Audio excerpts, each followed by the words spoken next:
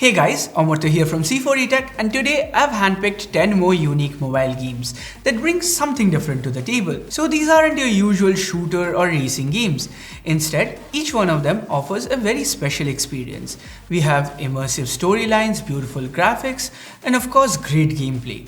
What's more, you can try each and every one of them out for free. So if you do end up enjoying this video, then please subscribe and turn on notifications by hitting that bell icon.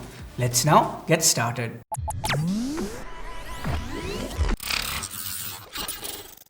So let's kick things off with Sky, Children of the Light. This is an absolute visual treat. The characters look beautiful, the scenery perfectly fits the melancholy theme, and the sound design, it's exquisite. This isn't a game where we hurry through clearing one objective after the other. This is a visual novel, a story of exploration and wonder told through the eyes of our protagonist. The controls here are super simple and the puzzles are easy to solve.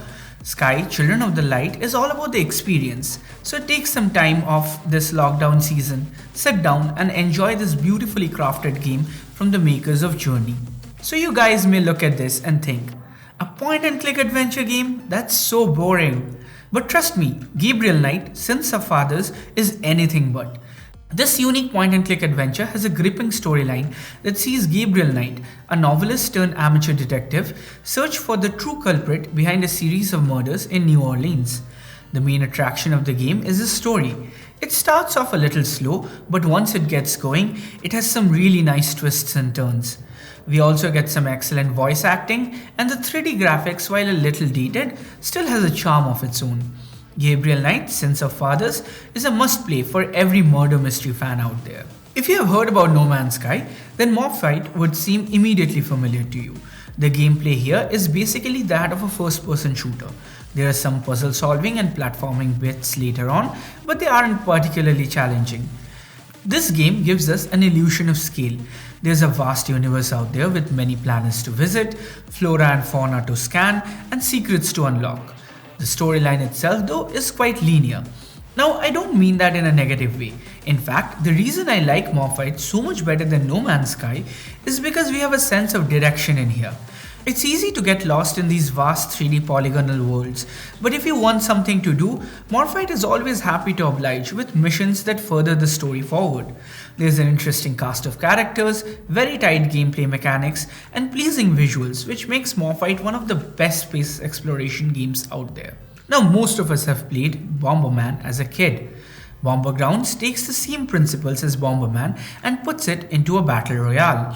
So we have 25 people on a large map which shrinks over time. So typical battle royale stuff.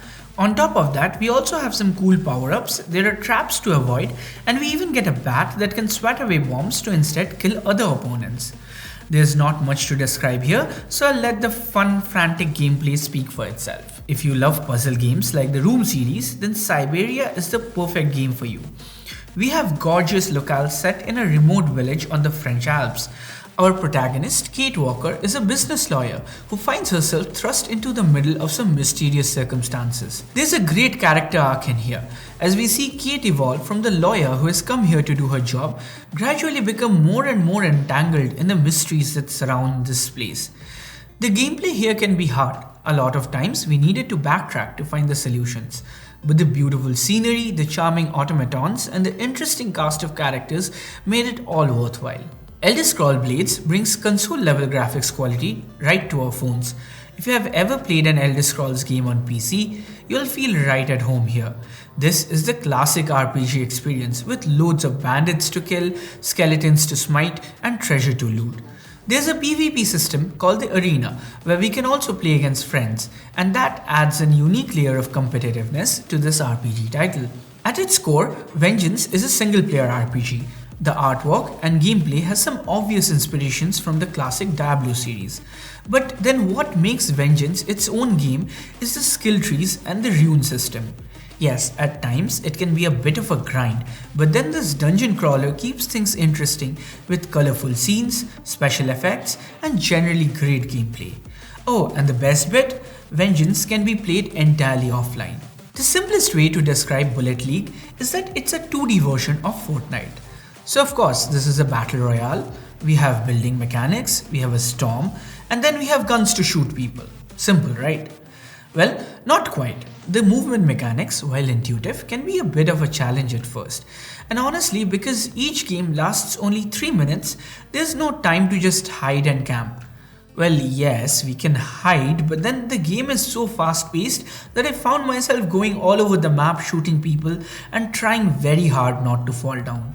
Bullet League is a blast to play, and I'd highly recommend it to all Battle Royale fans. Now, this one was suggested by some of you guys in our last video, and I have to say, this is one of the most complete hero collectors out there.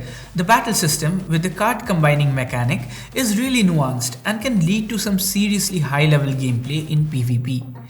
And heck, even if you have never seen an episodes of 7 Deadly Sins, the game has full-blown cutscenes that covers most of the events that take place in the anime. So if you're a fan of Meliodas and his full counter, or you simply like turn-based RPGs, 7 Deadly Sins Grand Cross is definitely worth checking out. If video games are art, then The Wolf Among Us is an absolute masterpiece. We have everything from a very unique noir art style to quick time events that will have you on the edge of your seat. The Wolf Among Us features fairy tale characters called Fables, and for the first episode we play as Sheriff Bigby, that is, the big bad wolf. There's a murder of a fable to investigate, but honestly, mystery solving isn't the point of this game. The focus here is strictly on the characters, their interactions, and the dark crime-filled world that they inhabit. Now this completes our 10 games, but of course, as in C4E tradition, we have a bonus game for you guys. Life is Strange is another PC port that amazed us with its beautiful graphics. But then what kept us hooked is the simple but brilliantly executed storyline. We play as Max, a senior in high school who discovers that she has the power to rewind time.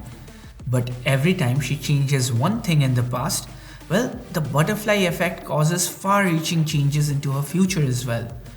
Now, I won't spoil things further, but let's just say that the ending of the game left me shocked. So that about wraps it up for this video. Do tell me what you think of these games down in the comments.